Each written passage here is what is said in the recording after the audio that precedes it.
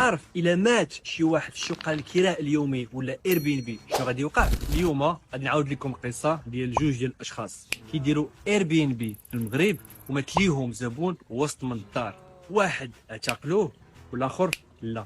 معكم محمد الشقر، نسمي خدار في السوق لصاحب مشاريع كتحقق الملاير في العام، ويلا عندي 31 سنه. جيت نشارك معكم التجارب ديالي وما عندي ما نبيع لكم.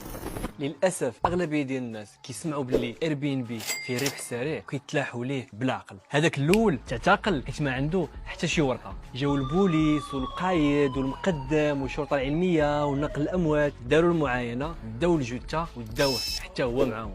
من بعد ما داروا تشريح الجثه كيشوفوا سبب الوفاه وشنو العلاقه بين صاحب الشقه والمرحوم، وفكها يا من وحلتيها. اما الثاني فاهم القانون، عنده نسخه ديال عقد الكراء مع المرحوم بالاضافه لبطاقه الهويه ديالو. ملي جاو الشرطه عطاهم هذوك الوثائق وبقى بعيد على المشاكل، عنده ما يفيد. الا كتعرف شي حد كيدير ولا كيفكر يدير كراء اليومي وعزيز عليك، صيفط له هذا الفيديو هذا قبل ما يتسافر.